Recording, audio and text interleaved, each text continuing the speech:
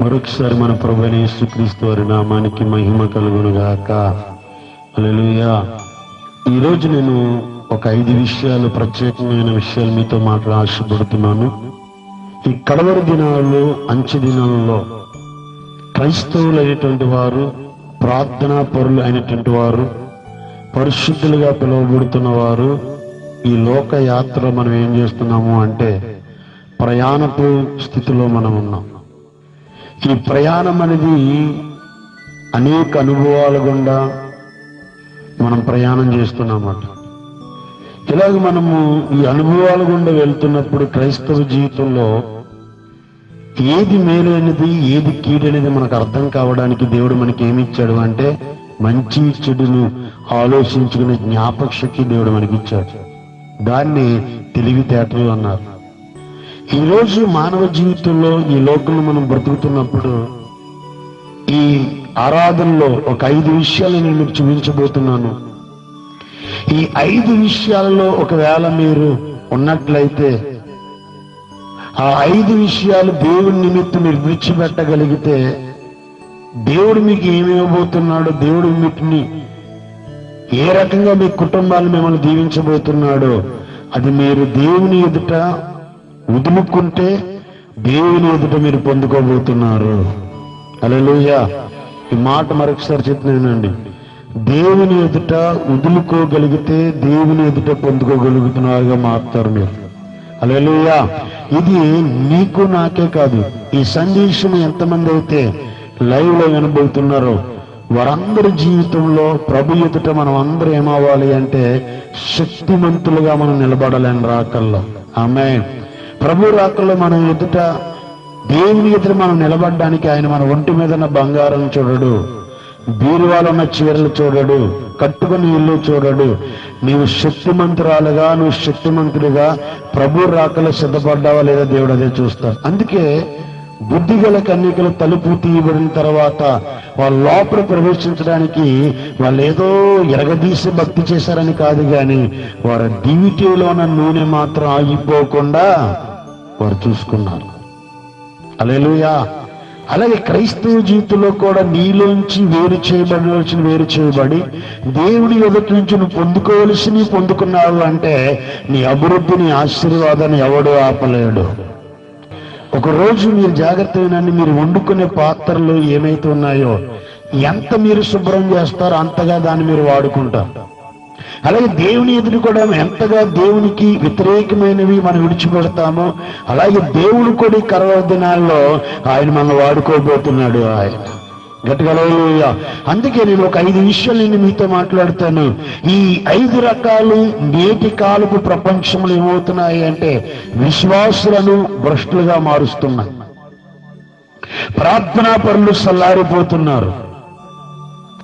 ఈ 5 ఏ ఒక్కటి ఉన్నా కానీ నీ జీవితం ప్రమాదంలో ఉన్నట్లే. ఉదాహరణ చెప్తాను.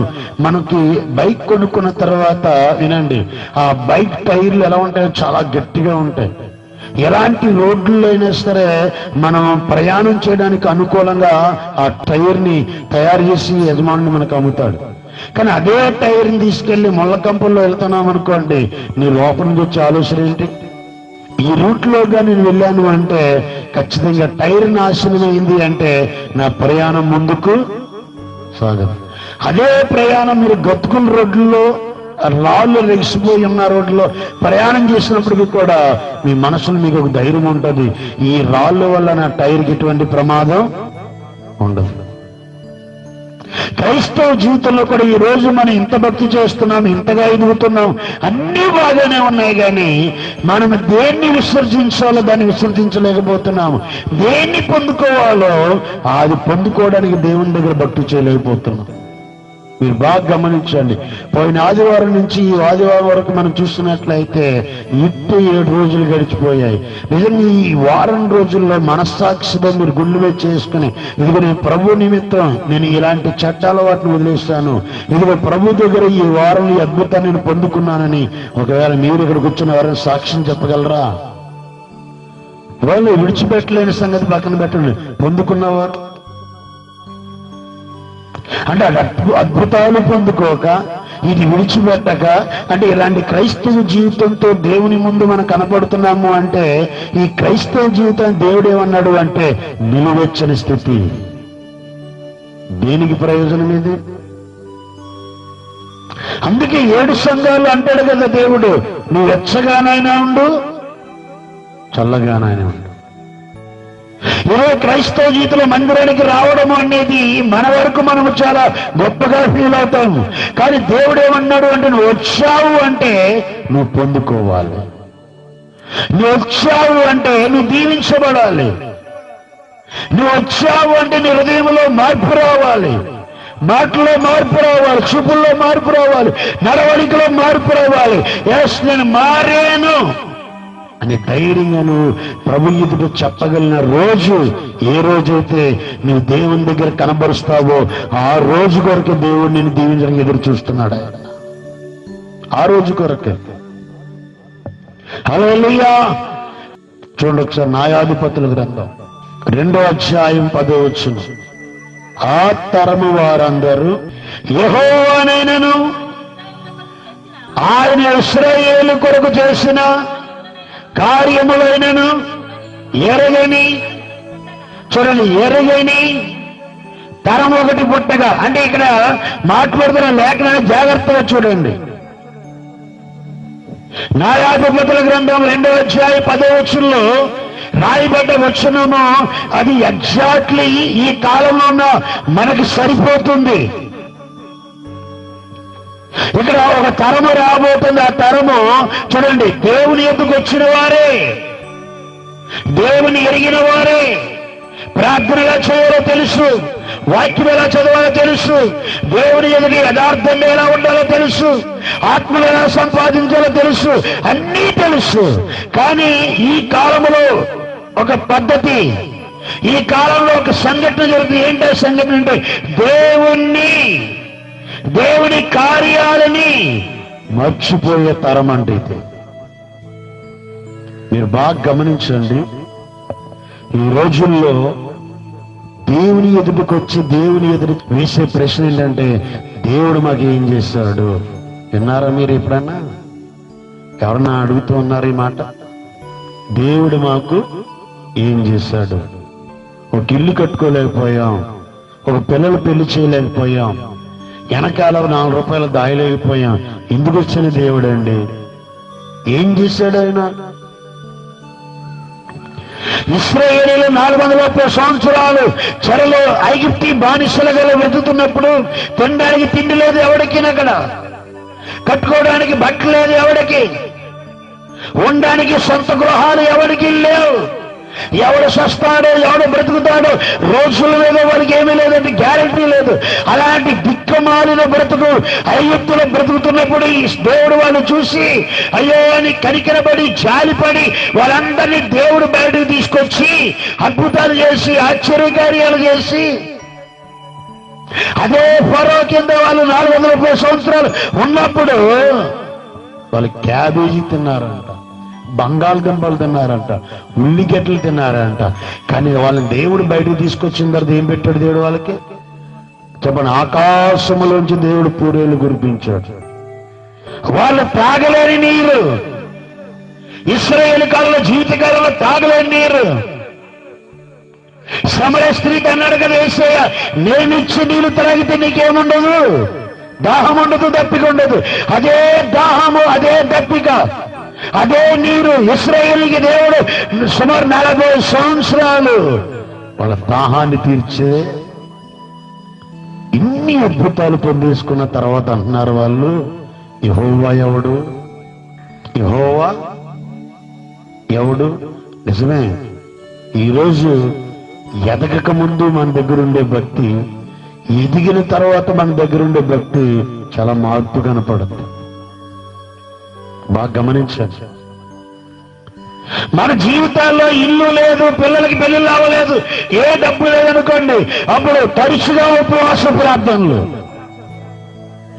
తరచుగా దేవుని స్వార్థ పనిలో అందరికన్నా ముందు నేనే ఉంటావు. ఎందుకు? భారాలు ఉన్నాయి కాబట్టి. అదే దేవుడు ఒక్కొక్క భారాన్ని తీర్చేసుకుని ఏ భారం లేకుండా దేవుడు చేశాడు అంటే దైవజనుడు అడుగుతాడు, అమ్మా ఎందుకు రాలేదంటే ఒకే ఒక డైలాగ్, ఏంటి? ఖాళీ లేదు. ఎన్నాళ్ళ నుంచి చెప్తున్నారు ఈ మాట? జాగ్రత్త. ఈ రోజుల్లో ఎక్కువగా కనపడుతుంది ఈ వాతావరణం. దేవుని కార్యాలు జరుగుతున్నప్పుడు, దేవుని అద్భుతాలు పొందుకున్నప్పుడు ఎందుకు కృతజ్ఞత భావంతో, అయ్యో దేవుడికి ఈ రోజు 5 ఏళ్ళు నోట్లోకి వెళ్తున్నాయంటే, ఈ చీర అది బట్ట నేను కట్టగలిగాను అంటే, ఈ రోజు 4 రూపాయలు సంపాదించగలుగుతున్నాను అంటే, ఒకప్పుడు నా స్థితి ఏంటి, ఇప్పుడు నా గతి ఏంటి? అప్పటికిప్పటికి తేడా ఏంటంటే ఏమీ మారలేదు, కానీ పరిస్థితులు దేవుడు మార్చాడు. ఆమేన్. గట్టిగా హల్లెలూయా.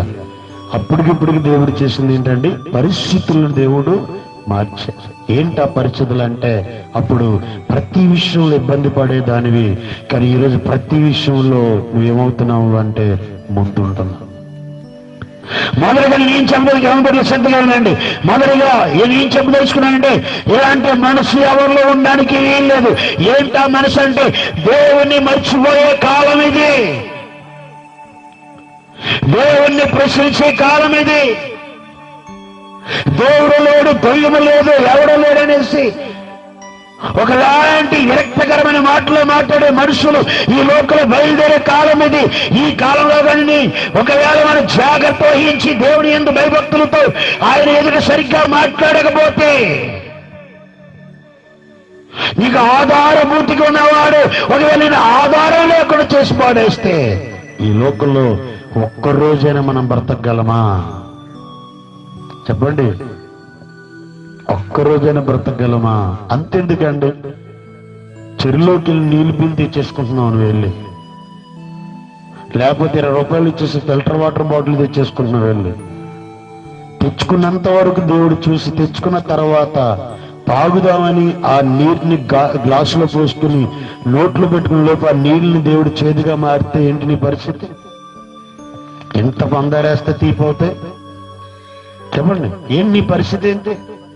నీకే కాదు, ఈరోజు లైవ్ లో ఉన్నవారు కూడా. అందుకే ఈ కాలం ఎలాంటిదంటే, దేవుని సంఘములో ఉన్న సహవాసాన్ని విడిచిపెట్టొద్దు.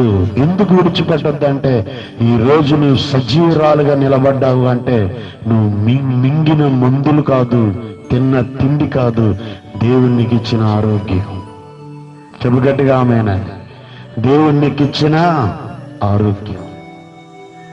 మొదటిగా నేను చెప్పదలుచుకున్నాను అంటే, కృతజ్ఞత లేని వారుగా దేవుని ముందు ఉండొద్దు. పద్దాక దేవుడు నాకేం చేశాడు, దేవుడు నాకేం చేశాడు అని నువ్వు అంటున్నప్పుడు, దేవుని నీ ప్రశ్న అయితే నువ్వు చెప్పగలవ సమాధానం? నువ్వు నుంచున్న భూమి నాది అన్నాడనుకో, ఎవరి దగ్గరికి వెళ్ళి చెప్పుకుంటాం మనం? ఒక రోజు ఒక ఊళ్ళో వినండి, 1000 ఎకరాలు కలిగిన వ్యవసాయదారుడు, అసలు ఏ మాత్రం భయపడేవాడు కాదు, అంత ఆస్తిపరుడుగా ఉన్న వ్యక్తి వినండి ఎలా గర్వించాడంటే, నాకేంటి నాకేంటి నాకేంటని విర్రవీగుతున్నప్పుడు గవర్నమెంట్ రాజకీయ నాయకుల కళ్ళు ఆ స్థలం మీద పడ్డాయి. ఎందుకు పడ్డాయి అంటే, ఆ స్థలంలో వినండి కోట్ల రూపాయలు విలువ చేసే గ్రానైట్ పడింది. అదే మన ఇంట్లో చూడండి టైల్స్ వేసుకుంటాం కదా, తెలుసా? అలాంటి రాయి పడింది. అంటే ప్రభుత్వం ఏకమైపోయింది, నాయకులు ఏకమైపోయారు, లాయర్లు ఏకమైపోయారు, జడ్జి గారు ఏకమైపోయారు, పోలీసులు ఏకమైపోయారు. వీళ్ళందరూ ఏకమయ్యి మనోడిని ఒక ఆట ఆడుకుంటే ఎక్కడికి వెళ్ళినా సరే అతని సమస్యకి పరిష్కారం ఎవరు తీర్చగలడు? పోలీసులు ఏకమైపోయారు. ఎవరితో? రాజకీయ నాయకులతో. జడ్జి గారు ఏకమైపోయారు, లాయర్ గారు ఏకమైపోయారు. ఎవరితో? రాజకీయ నాయకులతో. అయ్యో నా స్థలం అది, నేను కష్టపడి సంపాదించుకున్న నాది అని ఒకవేళ కోర్టులోకి వెళ్ళి కేసు వేసి వాడుతాము అంటే, కోర్టు కూడా ఆ కేసుని ఏం చేసుకోలేదంటే ఫైల్ చేయాల. ఎక్కడికి వెళ్ళి చెప్పుకుంటాడు? ముక్కు మూసుకుని నోరు మూసుకుని మూల కూర్చోవలసిన పరిస్థితి వచ్చింది.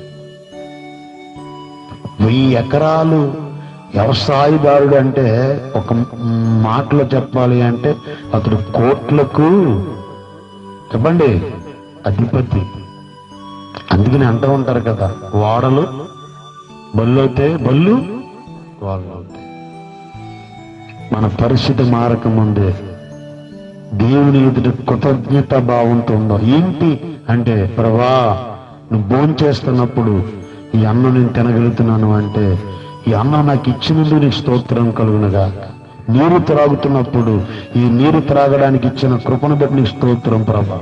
ఈ ఒంటి మీద కట్టుకున్న బట్టలు అంటూ ఉంటారు కదా, పండుగలు వచ్చాయంటే నా చీర 10,000, నా చీర 20,000, వెళ్ళిపోతూ ఉంటారు ఎక్కడికో. ఎవరిచ్చారు నీకు అది? ఇశ్రాయేలు ఐగుప్తు నుంచి బయటకు తీసుకొచ్చిన తర్వాత వాళ్ళు అంటున్న మాట ఏంటంటే, యెహోవా ఎవరు? దేవుడు లేడు. ఇలాంటి వాళ్ళని ఐగుప్తు దేశంలోని దేవుడు వదిలేస్తే ఏమవును? ఎందుకో దేవుడు మనల్ని ప్రేమించి మనకున్న శ్రమల్లోంచి మనల్ని దేవుడు విడిపిస్తున్నాడు అంటే ఆయన ఎదుట యథార్థవంతులుగా నడుచుకుందాం. రెండోదిగా ఆయన ఎదుట కృతజ్ఞతా భావంతో దేవుడు నాకేమిచ్చాడు అనే దానికన్నా నేను దేవుని కొరకు ఏం చేయగలుగుతున్నాను. ఒక ప్రశ్న వేసుకుందాం. ఆత్మను సంపాదించగలుగుతున్నారా? కుటుంబ ప్రార్థన చేయగలుగుతున్నారా? వారానికి ఒకరోజు ఉపవాసం ఉండగలుగుతున్నారా? సంఘ కార్యక్రమాల్లో, సంఘ పరిచర్యలో నీ వంతును సహకారిగా ఉండడానికి దేవుడు అన్ని రకాలుగా నేను దీవించినప్పటికీ నా దగ్గర ఏమీ లేదు, నేనెక్కడ ఇవ్వగలనేసి వెనక్కి వెళ్ళిపోతున్నావే. ఈ లక్షణాలు ఒకవేళ దేవుని బాధ పెట్టే లక్షణాలు కాదంటారా? చెప్పండి. ఆమోసు గ్రంథం 2వ అధ్యాయం 6వ వచనం, యెహోవా సెలవిచ్చినదేమనగా, ఓ ఇశ్రాయేలు, ఒకసారి అబద్ధమాడావు, ఒకసారి మోసం చేసావు, ఒకసారి వ్యభిచారం చేసావు, ఒకసారి అక్రమంగా నడుచుకున్నావు, నేను క్షమించాను, నేను క్షమించాను. మరలా ఇశ్రాయేలు, మరలా అలాగే నడిచావు, నేను క్షమించాను. మరి అలాగే నడిచావు, నేను క్షమించాను. మరి అలాగే నడిచావు, నేను క్షమించలేను. ఇదిగో నా ఉగ్రత నీ మీదకి పంపిస్తున్నాను. ఏంటండి, మీరు మీ పిల్లలు ఏదన్నా ఒక అబద్ధం ఆడారనుకోండి, ఫోన్లో ఒకసారి అబద్ధం ఆడారు కదరా అని మీరేం చేస్తారు? మీ పిల్లలు మీ ప్యాంట్ జేబులో రోజుకు 100 రూపాయలు లేపేస్తున్నారు అనుకోండి, ఏమంటారు? నాకన్నా నా బుజ్జి అంటారా? ఎంత బంగారు లాంటి కొడుకుని ఇచ్చావు ప్రభు అని దేవునికి స్తోత్రం చెప్తారా? దొంగను పట్టుకోవడానికి కొన్ని రోజులు నిద్ర మానేస్తారన్నమాట. ఆ దొంగ ఎవడో తెలిసిన తర్వాత, వాడు దొంగతనం చేసిన తర్వాత డబ్బులు తీసాగలనంటే కొంతమంది ఉంటారండి, నోరేసుకుని తీసానా, నువ్వు చూసావా? నేను చూశాను రా, నువ్వు తీసుకున్నావురా అంటే అప్పుడే పట్టుకోపోయావా అంటే మనకు తెలివిలేక, అప్పుడు మనకు తెలివిలేక ఆడేదో చెప్తాడని. అలాగే ఇశ్రాయేలు అనేవారు దేవుని బిడ్డలంట. మొదటిసారి దేవుడు వాళ్ళు తప్పు చేస్తే క్షమించాడు, రెండోసారి వాళ్ళు తప్పు చేస్తే దేవుడు క్షమించాడు, మూడోసారి తప్పు చేస్తే దేవుడు క్షమించాడు, నాలుగోసారి కూడా వాళ్ళు ఏం చేశారు? నాలుగోసారి కూడా ఏం చేశారు? దేవుడు అంటున్నాడు, ఇదిగో నా శిక్ష నీ మీదకి పంపబోతున్నాను, నా ఉగ్రత నీ మీదకి పంపబోతున్నాను. దేవుడు మానుకోమన్న దాన్ని, విడిచిపెట్టేమన్న దాన్ని, వదిలేయమన్న దాన్ని వదలకుండా నువ్వు గట్టిగా పట్టుకుని అదే బాగుని దీనికన్నా అనుకుని ఆ మార్గంలో వెళ్ళావు అంటే దేవుని ఉగ్రత ఎలా ఉంటుందో చూస్తారా? హల్లెలూయా, చెప్పండి గట్టిగా హల్లెలూయా. దేవుని ఉగ్రత ఎలా ఉంటుంది అంటే ఒక్కసారి సొదొమ గొమొర్రా చూడండి. దేవదూతలు పంపించాడు, ఆ దేవదూతలు వెళ్ళి లోతు దయచేసి పట్టణాన్ని దేవుడు పాడు చేయబోతున్నాడు, వెళ్ళి పట్టణానికి చెప్పు అంటే చెప్తే వాళ్ళ కళ్ళు నెత్తికెక్కేసాయి కాబట్టి వాళ్ళు అంటున్నారు, ఆ దేవదూతలు కూడా ఒక రాత్రి మా దగ్గర పంపించు, మేము వాళ్ళు ఏం చేస్తాం? దేవదూతలు అంటే ఒక రాత్రి వాళ్ళ దగ్గర పంపిస్తే ఏం చేస్తారంట వాళ్ళు? నేను అంటాను, తలపెగిటి వినండి, పాపం అనేది వాళ్ళ నెత్తి మీద ఆడుతుంది కాబట్టి దేవుడు సహించలేకపోయింది. దైవజనంగా ప్రేమతో చెప్తున్నాను, మన కుటుంబాలలో స్త్రీలకు పురుషులకు సరైన విధానం కలిగిన వారిగా ఉండాలి. చాలా జాగ్రత్త. మన నేత్రాలు, మన ఆలోచనలు ఈ లోకంలో అందమైన స్త్రీల్ని, అందమైన పురుషులు చూస్తున్నప్పుడు అప్పుడు మనలో ఒకలాంటి సమర్పణ రావాలి. ఏంటో సమర్పణ అంటే, ఈ ప్రవర్తన నా దేవుని దృష్టికి సరైనది కాదు, నాలో లాంటి రహస్యకరమైనది ఉండడానికి వీలు లేదు. ఎందుకని నా దేవుడు క్షమించగలడానికి ఒక్కసారి, 2 సార్లు, 3 సార్లు, 4వ సారి చూస్తాడు. ఈ 4 సార్లు దాటింది అంటే ఆయన కోపం ఏంటో పాపం చేసిన వాడికి తెలుస్తుంది, ఆయన కోపం ఏంటో. నేను అనుకుంటూ ఉంటానండి, తలపెగిటి వినండి, సొదొమ గొమొర్రాలో పాలిచ్చే తాగే పిల్లలు ఉన్నారు, చంటి బిడ్డలు, పాలు తాగే వాళ్ళండి వాళ్ళు. దేవుని అగ్ని గంధకాలు ఆకాశములోంచి కురుస్తుంటుంటే ఆ పిల్లల యొక్క ఆక్రందన విన్న తల్లులు తన బిడ్డలు కాపాడుకుందామన్నా గాని ఎక్కడ పారిపోగలరు? కన్నారు. పిల్లలు కనగానే వాళ్ళు ఏమనుకున్నారంటే, అక్షో నా పోలుకులను పుట్టాడు, లేక మగబిడ్డ పుట్టాడని ఆనందపడ్డారు. కానీ దేవుడు ఒక దైవజనుని ఒక గ్రామానికి పంపించి ఆ గ్రామంలో కొద్దిమందినైన దేవుని కొరకు నిలబెట్టాలని ఉద్దేశంతో దేవుడు వాక్యంతో మాట్లాడుతున్నప్పుడు జాగ్రత్త. దేవుని కోపంతో ఈ మాట నన్ను ఏమనొద్దు, ఆటలాడొద్దు. దేవుడు చూస్తున్నట్లుగా వదిలేస్తున్నాలే. నేను ఏం చేసినా మొబైల్లో ఏమి చూసినా, లేదా మొబైల్లో ఎవరికి చాటింగ్ చేసినా, లేదా ఏది చేసినా నాకేమీ పర్లేదు. నేను అంటాను, దేవుడు క్షమించేంత వరకేనండి. దేవుడు క్షమించలేదు అన్న రోజు నువ్వు పడుతున్న బాధ నలుగురు చూసి వినండి, నోటు చేసుకుని బాధపడతారు.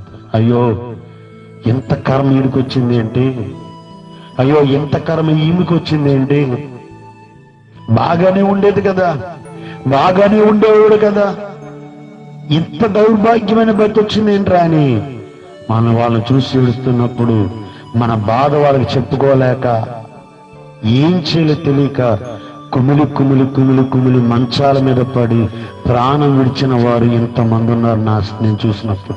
ఇంతమంది. రెండోదిగా చెప్తున్నాను, విడిచిపెట్టేద్దాం దయచేసి. మరలా కొద్దు ఆ అబద్ధాల వైపు చూడకండి, ఆ మోసం వైపు చూడకండి. నీ కంటికి అందగా కనబడుతుంది, అది ఏమిటి తెలుసా? నిన్ను కాటు వేసే విష సర్పం. అది పాము కూడా మిట్ట మధ్యాహ్నం ఎండల పొలాల్లో ప్రాగుతున్నప్పుడు చూడండి, నిగారిస్తుంది. అది బాగుంది కదని ముట్టుకుంటామా? ముట్టుకుంటే పాపము కూడా అంతే. ఎవను బిడ్డలారా, వింటున్నారా? జాగ్రత్త. చాలా జాగ్రత్తగా ఉండే రోజులు ఇవి. ఒకవేళ అలాంటి పాపము ఒకవేళ నలుగురికి చెప్పుకోలేక రహస్యంగా కుమిలి బాధపడుతున్నావేమో, కానీ నా దేవుడు అన్నాడు, ఒకవేళ నీకు క్షమాపణ లేదు అని సాతాను అంటుంది. కానీ నేనేమన్నాను అంటే, నీవు నోరు తెరిచి ప్రభువా నేను చేసిన పాపాన్ని విడిచిపెడుతున్నాను, ఇక్కడి నుంచి నాకు మారు మనసు దయచేయని నువ్వు చెయ్యి పైకెత్తి దేవుని దగ్గర నువ్వు ఏడవగలిగితే ఆయన క్షమించబోతున్నాడు. ఆయన క్షమించబోతున్నాడు. బైబిల్లో ఒక మాట ఉంది బిడ్డలారా, ఎంత ఘోర పాపినైనా క్షమిస్తాడంట. ఎప్పుడో తెలుసా? ఆయన నిన్ను పిలుస్తున్నప్పుడు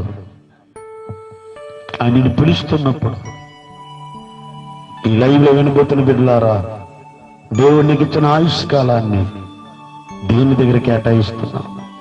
నీ కళ్ళతో ఏం చూస్తున్నావు? శరీరాన్ని ఉద్రేకపరుచుకునే దృశ్యాలు ఈరోజు మొబైల్ ఎక్కువ కనపడుతున్నాయి. ఆటోమేటిక్గా టెంప్టేషన్, ఆటోమేటిక్గా ఈ శరీరాన్ని ఏదో ఒకలాగా కోరిక తీర్చుకోవడానికి, వినండి, పరుగులు తీయడానికి మనలోంచి ఉద్రేకమైన ఆలోచనలు బయలుదేరుతున్నాయి. అంటే నువ్వు చూడకూడదు, నువ్వు చూస్తున్నావు, జాగ్రత్త. అదే నీ జీవితంలో పాడవడానికి ఎదగకుండా చేసేది అదే. ఈ ఉదయకాల ఆరాధనలో సంగమా, లైవ్లోన బిడ్డలారా, మీరు విడిచిపెట్టడానికి మీరు చెయ్యి ఎత్తగలిగితే మిమ్మల్ని నిలబెట్టడం నా దేవుడు రాబోతున్నాడు. హల్లెలూయా. చాలా జాగ్రత్త. మూడవదిగా చూడండి, అపోస్తలుల కార్యం 7వ అధ్యాయం 51వ వచనం. మూడవది, ముష్కరులారా, హృదయములను చెవులను ముష్కరులారా అంటే మూడవదిగా ఈ తరములో కనబడుతున్న వారు ఎవరు అంటే, దైవజనుడు కొండ బదులుగొట్టిన వాక్యము ఎంత లోతైన విషయాలు చెప్పినా గాని ఇక్కడ మాత్రం ముసుకేసుకుని ఎంత జాగ్రత్తగా వింటున్నామో, కానీ ఇక్కడి నుంచి బయటకు వెళ్ళిన తర్వాత గవలు తెలుసా మీకు? ఆడుకునే గవలు ఉంటాయి. ఆ గవలు మీరు ఆ కూర్చున్నప్పుడు మీ ఒళ్ళో పెట్టుకుని లేవగానే ఆ గవలు ఏం చేస్తాయి అంటే మీ ఒంటిపై నుంచి, అంటే మీ బట్టపై నుంచి ఏమవుతాయి? జారిపోతాయి. ఈరోజు వాక్యం అనే ముఖ్యమనే విలువైనది కూడా దేవుడు నిన్ను బాగు చేయడానికి, నిన్ను ఉన్నతంగా మార్చడానికి, నిన్ను ధనవంతురాలుగా మార్చడానికి, పేదరికములోంచి నిన్ను బయటికి తీసుకురావడానికి ఈ వాక్యం అనే ముత్యాన్ని దేవుని హృదయంలో వేస్తున్నప్పుడు, ఆ హృదయంలో ఆ వాక్యమైన ముత్యము ఉన్నంత వరకు నీకు విలువ. హల్లెలూయా. ఆ ముత్యమనే వాక్యము రాలిపోయింది అంటే మనిషికి ఏమీ లేదు, విలువ లేదు. దైవ జనాంగమా, ఇక్కడ ఈ తరములో కనబడుతున్న వారంటే వాక్యానికి అవిధేయత. ఎవరు వాక్యానికి అవిధేయత కలిగి పాపాన్ని మానుకోలేని వారు, శ్రద్ధస్నేహాల్ని మానుకోలేని వారు, రహస్యకరమైన పనులు చేయడం అలవాటు పడిపోయి అలవాట్లోంచి బయటికి రాలేని వారు. గుంటూరు పట్టణంలో ఒక తల్లి ఉంది. ఆవిడ చాలా పరిచయస్తురాలు. యథార్థం చెప్తుందండి, ఆమె దేవుని సన్నిధి అంటే అసలు మానేది కాదు. ఎందుకంటే దైవజనుడు సంఘానికి వచ్చే విశ్వాసుల యొక్క సమర్పణ, మీరు దేవుని దగ్గర చేసే భక్తిని బట్టే మీరు ఎంత భక్తి చేస్తున్నారో, మీ స్థానం ఏంటో దేవుని దగ్గర దైవజనుడికి మాత్రం బాగా తెలుసు. ఆమె, వినండి, తలపగితూ వినండి, ఆమె ఒకరోజు ఏడుస్తూ ప్రార్థన చేస్తుంది. వినండి, ఏడుస్తూ ప్రార్థన చేస్తున్నప్పుడు అడిగాం, అమ్మా ఎందుకు ఏడుస్తున్నావు అమ్మా, ఏమైంది అంటే, అయ్యా 20 సంవత్సరాలు నా భర్త నాతో కాపురం చేసి ఈరోజు వేరే ఆమెతో అక్రమ సంబంధం పెట్టుకున్నాడు. నెలంతా కష్టపడి గవర్నమెంట్ ఉద్యోగం చేసి 60,000 70,000 రూపాయలు వచ్చే జీతం ఏం చేశాడు అంటే 2 ఇళ్ళు పెట్టాడు కాబట్టి ఒక ఇంటికి 35,000, ఒక ఇంటికి 35,000 పంచుతున్నాడు. ఈ పంచుతున్నప్పుడు భార్య అడిగిందంట, ఏమయ్యా 70,000 రూపాయల జీతం వస్తే 35,000 పంపిస్తున్నావు, 35,000 తీసుకొస్తున్నా, కనవా డబ్బులు ఏం చేస్తున్నావు అంటే, లోన్ నిమిత్తం బ్యాంకులు కట్ చేసుకుంటున్నారని అంటున్నారా. ఒక్క 10 సంవత్సరాలు మెయింటైన్ చేశాడు. 10 సంవత్సరాలు మెయింటైన్ చేసిన తర్వాత జరిగిన సంఘటన ఏంటంటే, ఈమెకి ఎలా తెలిసిపోయిందండి. భర్తను అడిగితే భర్త అన్నాడంట, ఉండాలనుకుంటే ఉండు, పోవాలనుకుంటే పో, నాకేం అభ్యంతరం లేదు, నేను మాత్రం నేను పెట్టుకున్న ఆ సింహం ఏదైతే ఉందో దాన్ని వదులుకోలే, నా వల్ల కాదు అని ఆమెతో అన్నప్పుడు చూస్తే తన తల్లిదండ్రులు వృద్ధాప్యంలో ఉన్నారు. అన్నయ్యలు చూస్తేనేమో చిన్న చిన్నగా పని చేసుకున్న వాళ్ళు. ఎవరికి చెప్పుకుంటది? ఒకవేళ ఈమె గాని కోర్టులో కేసేసింది అనుకోండి, ఆ అక్రమ సంబంధం విషయంలో ఈమె కేసు వేసిన సంగతి ఆ కోర్టు వారు నేరం రుజువయ్యి ఆ నేరం బయటికి తీసుకురావాలని కొన్ని సంవత్సరాలు ఈమె ఏం చేయాలి అంటే భర్తకు దూరంగా ఉండి పిల్లల్ని పెంచుకుంటూ ఆ లాయర్కి డబ్బులు ఇస్తూ ఆ వాయిదాలు కట్టుకుంటూ ఆ కేసులు ముందుకు వెళ్ళాలంటే ఈమె దగ్గర ఏమీ లేదు. చెప్పండి, ఏమీ లేదు, డబ్బు లేదు. కానీ మీరు చెప్తే నమ్మరండి, 3 సంవత్సరాలు పిల్లల గట్ల 4 గంటలు వేసి 7 గంటల వరకు ఒకటే ప్రార్థన. నా భర్త పెట్టుకున్న అక్రమ సంబంధం ఏదైతే ఉందో అది యేసు నామములో ఆమెను విడిచిపెట్టి మళ్ళీ నా భర్త నన్ను నా పిల్లల్ని ప్రేమించేవాడిగా మారాలని 3 సంవత్సరాలు ప్రార్థన చేసింది. ఈ 3 సంవత్సరాలు ప్రార్థన ఆలకించిన దేవుడు ఏం చేశాడు అంటే, ఒక రోజు వినండి, మటన్ తీసుకొస్తాను, చుట్టాలు వస్తున్నారు, వాళ్ళకు వండి పెట్టాలి అన్నప్పుడు, అయ్యా నేను మందిరానికి వెళ్ళాలి, ప్రార్థన టైం అయిపోతుంది అంటే, వండేసెళ్ళు అని గసురుకుని మాట్లాడితే బాధపడిందంట. ప్రభా, 3 సంవత్సరాలు చేస్తున్న ప్రార్థనకి జవాబిస్తలేదు, నన్ను ప్రార్థన కూడా వెళ్ళనెత్తలేదు, ఏంటి ప్రభు ఈ కర్మ ఏంటి నా జీవితానికి అని ఏడుతున్నప్పుడు, అలాగా మటన్ షాప్కి వెళ్ళి మటన్ కొట్టించుకున్నాడు, 2 కేజీలు మటన్ కొట్టించుకుని బైక్ నుంచి వచ్చేస్తున్నప్పుడు దారి మధ్యలో అకస్మాత్తుగా ఈ మాత్రం లావున్న పంది వచ్చి ఈయన బండిని గుద్దేసింది. ఎప్పుడైతే ఈయన బండిని గుద్దిందో ఆ కుత్తరం బండి మించి ఏమేయడంటే లెగిసెళ్ళి పక్కన గోండు గుద్దుకుంటే తల పగిలిపోయింది. వెంటనే హాస్పిటల్ తీసుకెళ్ళిపోయి వైద్యం చేస్తున్నప్పుడు దేవుడు మరి అతను బ్రతికించి జాగ్రత్తగా డాక్టర్లు అన్నారంట, 1 సంవత్సరం వరకు నీ భర్త నీ ఇంట్లోంచి కదిలితే చచ్చిపోతారన్నారు. చచ్చిపోతారనగానే డైరెక్టర్ ఆపరేషన్ అయిపోయింది, 15 రోజులు హాస్పిటల్ డైరెక్ట్ ఇంటికి తీసుకెళ్ళిపోతే ఆ సంవత్సరంలో దేవుడు చేసిన అద్భుతం ఏంటంటే ఆ పనికి మాలిన సంబంధంలోంచి దేవుడు ఈ కుటుంబాన్ని విడిపించాడు. హల్లెలూయా.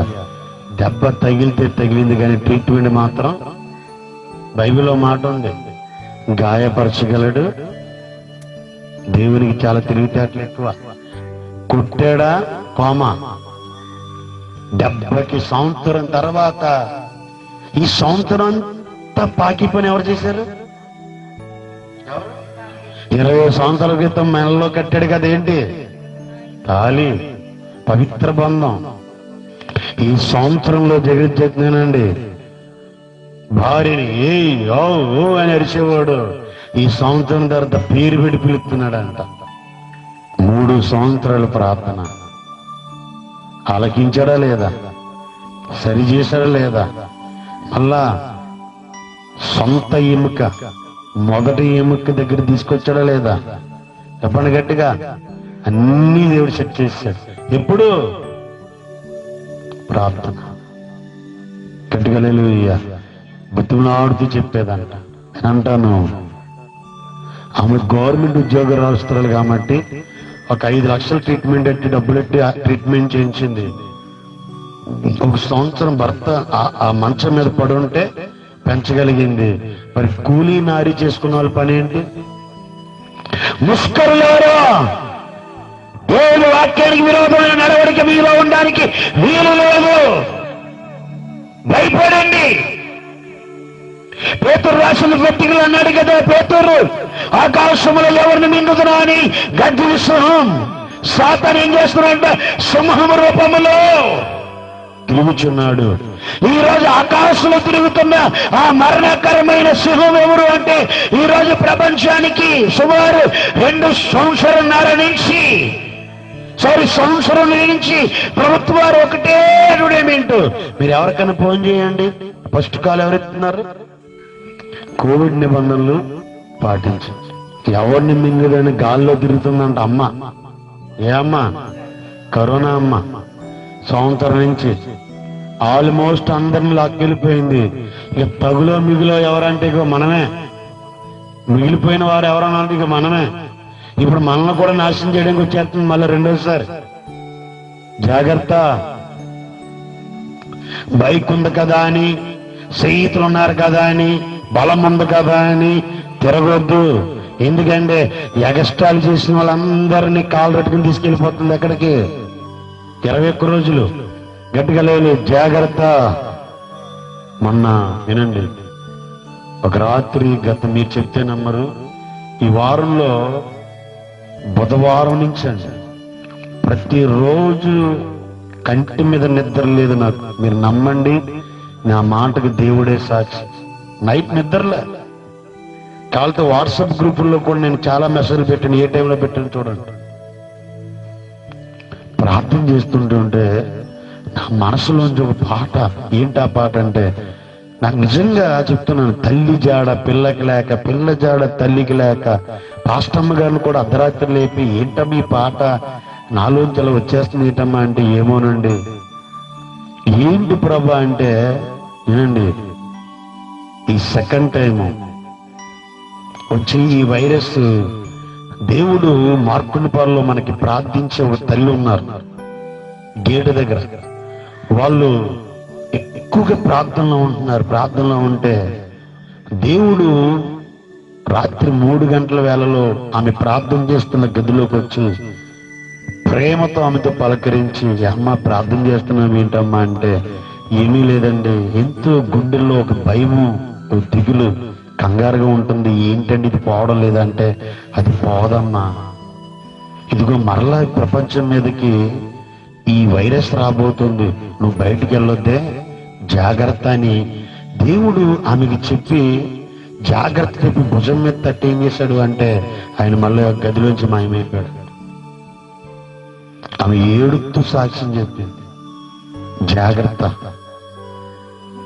ఫంక్షన్లను సరదాలను దండం పెట్టి చెప్తున్నాను. మా ఇంట్లో ఒక మనిషిని కోల్పోయిన, గుండె పగిలిపోయిన బాధతో చెప్తున్నాను. మేము పడుతున్న బాధ మీ కుటుంబంలో కనపడకూడదనేది నా అభిలాష. ఎందుకు తెలుసా? ఈ రోజుకి ఆయన జ్ఞాపకం వస్తుంటే నా గుండె పగిలిపోతుంది. అర్థం చేసుకోండి. ఇల్లు విడిచి దేశ దిమ్మరలాగా రోడ్ల మీద తిరగడం మానేయండి. భయం కలిగి ఉండండి. వాక్యం చదవండి, ప్రార్థన చేయండి, సంఘ ఆరాధన కార్యక్రమంలోకి రండి. దేవుని దగ్గర ఒక వడంబిక చేసుకోండి దయచేసి. యథార్థంగా చెప్తున్నాను. దేవుడు మన రాత్రి చూస్తున్న దర్శనం ఏంటంటే, మనుషులు ఎండిపోయిన ఆకులు రాలిపోయినట్లుగా రాలిపోయి రోడ్ల మీద పడిపోయారంట. ఈ మున్సిపాలిటీ వాళ్ళు కూడా ఎత్తి పారవేయలేక అలాగే వదిలేసిన ఆ పరిస్థితి దేవుడు చూస్తున్న. నిజమా ప్రభా, మళ్ళీ ఇది రాబోతుందా అంటే, అది ప్రశ్నార్థంగా దేవుడు ఏం చేశాడు అంటే, ప్లీజ్ ఉపవాసం ఉండండి, వాక్యం చదవండి, ప్రార్థన చేయండి, మందిరాలకు ఏ ఒక్క రోజు మిస్ అవ్వద్దు. మీరు వస్తే నా జేబులు నిండుతాయనో నేను చెప్తలేదు, కానీ మీ ప్రాణాన్ని దేవుడు కాపాడుతాడు, మీ కుటుంబాన్ని దేవుడు కాపాడుతాడు. బైబిల్ ఒక మాట ఉంది ప్రకటన గ్రంథంలో, ఎవని పేరు గొర్రెపిల్ల జీవ గ్రంథంలో లేదో, ఎవని పేరు గొర్రెపిల్ల జీవ గ్రంథంలో లేదో, మోషే అంటాడు, అయ్యా నా పేరు కాదు, వాళ్ళ పేరు గ్రంథంలో రాసిన తర్వాత నా పేరు గ్రంథంలో రాయి. మీ కుటుంబీకుల పేర్లు ఆ గ్రంథంలో రాయబడితే మీ ఇంటికి దేవుడు రెక్కల నీడలో మీ కుటుంబాన్ని భద్రపరచబోతున్నాడు. యథార్థం చెప్తున్నాను. ఏదో మందు వచ్చేసింది కదా, టీకా వచ్చేసింది కదా, ఎంత ఖర్చు అయినా ఏం చేసుకున్నానంటే, వినండి, పని చెయ్యు. నేను అంటున్నాను, ముష్కరులారా, వాక్యం మీ చెవులోకి వెళ్ళనివ్వండి, వాక్యం మీ హృదయంలోకి వెళ్ళనివ్వండి. ఎంతకాలం దేవుని వాక్యాన్ని బోధిస్తున్న సేవకుల్ని అని అలాగే మాట్లాడతాడు అనుకోవద్దు. నేను చెప్తున్నాను, ఈ ప్రభావం కానీ విజృంభించింది అంటే పరలోకముని దేవుని దూతలు వచ్చి నీ ఇంటికి కాపలా కాసినా గాని నీ చావుని ఎవరు ఆపలేరు. డైరెక్ట్గా చెప్తున్నాను. మీరు బాధపడినా, మీరు నన్ను ఏమనుకున్నా పర్లేదు, నా గుండెల్లో ఉన్న బాధ, ఎందుకంటే గత 4 రాత్రులు మీరు చెప్తున్నారు కంటి మీద నిద్రలేదు. ఏంటో తెలీదు, ప్రార్థన ప్రార్థన ప్రార్థన. ఒకటే, ప్రభా జగన్నాథపురం సంఘ బిడ్డలకు క్షేమము దయచేసి వారి కుటుంబాల్లో వర్ధిల్లాలి అని. ఎందుకు ప్రభు దగ్గర ప్రార్థన చేస్తున్నాను అంటే నాకైతే తెలియదు. ఇప్పటికీ సెకండ్ టైం వినండి, ఈ వైరస్ ప్రారంభించబడ్డ రోజు నుంచి ఇప్పటికీ వినండి 311 మరణాలు ప్రజెంట్. ఎన్ని? 311 ఆల్రెడీ స్టార్ట్ అయిపోయింది. కానీ మన దగ్గర ఈ టీవీ న్యూస్ వారు ప్రజలు భయపడిపోయి బెంబెలెత్తిపోతారేమో అని ఈ మరణాలకు సంబంధించిన వార్తలు ఏం చేస్తున్నారనే టెలికాస్ట్ చేస్తలేదు. కుటుంబాల్లో ఆహారంలో జాగ్రత్త తీసుకోండి. ఎక్కువగా ఇంట్లోంచి కదలకుండా ఉండడానికి ప్రయత్నం చేయండి. చాలా జాగ్రత్త. దేవుని ఎదుట మనం అందరం ఏమవ్వాలి అంటే ఆయన రెక్కల నీళ్ళలో కాపాడబడాలి. ఈ రోజు ఏంటంటే వాక్యానికి విరోధమైన నడవడిక. వాక్యం ఏ సంఘములో ఏ దైవజనుడు మాట్లాడుతున్నాడు, ఆ సంఘములో మీరేమవ్వాలి అంటే సహవాసములకు రావాలి. బాబోయ్, వాక్యం ఏంటి ఎంత ఎక్కువ చెప్తున్నాడు అనుకుని మీరు భయపడితే ఈ వాక్యమే మీకు దొరకదు. ఆ రోజు మీరు ఏమవుతారు అంటే వాక్యము లేని వ్యక్తి నీరు లేని బావితో సమానం. కొన్ని రోజులు పచ్చగానే ఉంటుంది ఆ బావి, కానీ ఎండ తీవ్రత పెరిగే కొలిది ఆ బావి ఏమో చెప్పండి ఎండిపోతుంది. ఈ ఆత్మీయ జీవితంలోకి అందుకే మీ హృదయంలోకి వాక్యం వెళ్ళాలి. ఎందుకు ఇంతసేపు నేను వాక్యం చెప్తాను తెలుసా? నాకు ఒక భయము. ప్రభా, ఈ సందేశం వారమంతా వారి కుటుంబాల్లో జీవాహారంగా పనిచేయాలి. ఆమె నేను ముగించే ముందు మేము అందరితో చెప్తున్నాను, వాక్యానికి విరోధంగా నడవద్దు, వాక్యానికి విరోధమైన పనులు చేయొద్దు, వాక్యానికి విరోధమైన దృశ్యాలు మొబైల్లో చూడొద్దు, వాక్యానికి విరోధమైన ఆ కుటుంబములో అక్రమమైన కార్యక్రమాలు, అక్రమమైన ఆలోచనలు మన మదిలో రావడానికి వీల్లేదు. దేవుని కొరకు జీవిద్దాం. ఎంతకాలం బ్రతుకుతామండి? ఇప్పటికి అయిపోయింది వయసు. ఇప్పుడైనా సరే దేవుని కొరకు రోషము కలిగిన సైన్యంగా మనం మార్చబడాలి. నేను కోరుకుంటున్నాను, జగన్నాథపురం సంఘం ఈ ఊరికే ఒక మార్పుని తీసుకురావాలి. మన ప్రార్థన ఆరిపోయిన సంఘాన్ని వెలిగించాలి. మన ప్రార్థన పడిపోయిన వారు మరలా కట్టబడాలి. మన ప్రార్థన కూలిపోయిన బలిపీఠాలు మరలా ఏమవ్వాలి అంటే ధూప వేదికగా మార్చబడాలి. ఆ పౌరుషం రావాలి, ఆ పౌరుషం రావాలి. ఆ తీవ్రతను దేవుని దగ్గర కోరుకోండి, ఆ మంట దేవుని దగ్గర కోరుకోండి. రోజులు బాగోలేదు, మరొకసారి ప్రేమతో చెప్తున్నా, రోజులు బాగోలేదు. వదిలేయి ఆ పనికి మాలిన చెడ్డ పనులన్నీ వదిలేసి ఇదిగో నా హృదయం నేను దేవునికి ఇవ్వడానికి వచ్చానన్నవారు మోకరించగలిగిన వారు మోకరించండి. ఈ చేతులు పైకెత్తిన బిడ్డలందరినీ జ్ఞాపకం తెచ్చుకోండి. లైవ్ లో కూడా ఈ సందేశం వినపోతున్న వారి బిడ్డలు జ్ఞాపకం తెచ్చుకోండి. ఈ తెగులు ఆగిపోవాలి. దావీదు చేతులు పైకెత్తి ప్రార్థన చేసినప్పుడు ఇశ్రాయేలు మీదకి వచ్చిన తెగులు ఆగిపోయినట్లుగా మోసే చేతులు పైకెత్తి ప్రార్థన చేస్తున్నప్పుడు శత్రులు ఓడిపోయినట్లుగా ఇగో నీవే మా దిక్కని చేతులు పైకెత్తి అడుగుతున్నాం ప్రభా. మాలో వేషధారణ, నటన, డంబము భక్తి, మనుషులను మెప్పించే భక్తి వద్దు. మా మోకాలు ప్రతిరోజు వంగాలి, మా నోరు క్షేమం కొరకు మేము ప్రార్థన చేయాలి.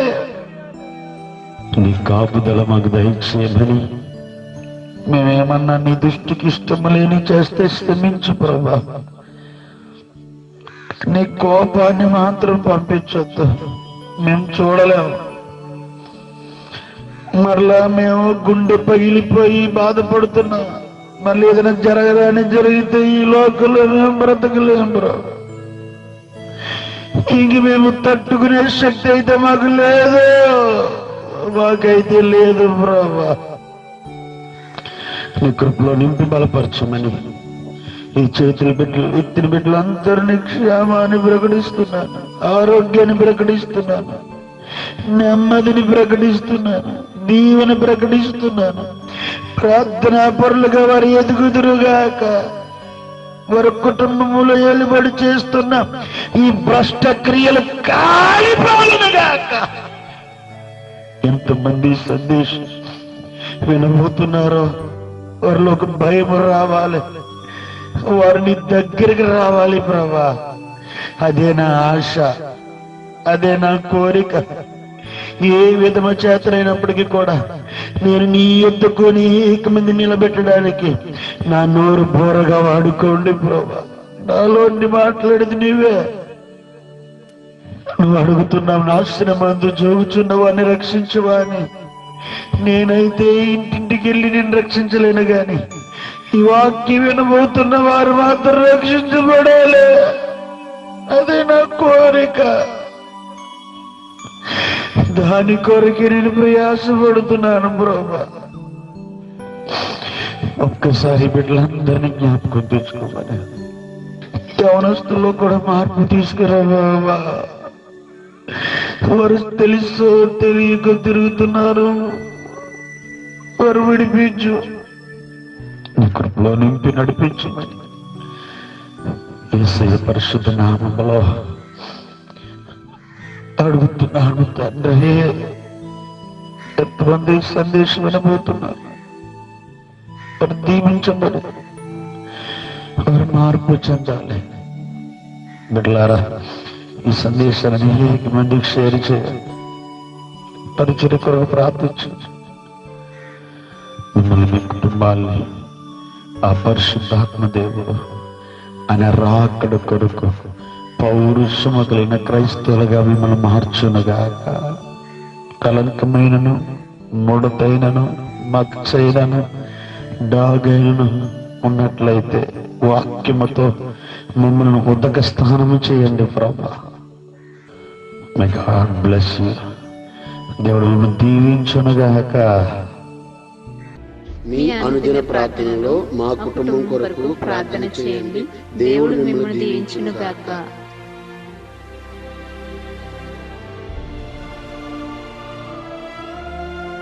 మరిన్ని నూతన వీడియోస్ కొరకు బ్రదర్ ఎం కరుణ అనే యూట్యూబ్ ఛానల్ను సబ్స్క్రైబ్ చేయండి, షేర్ చేయండి, లైక్ చేయండి.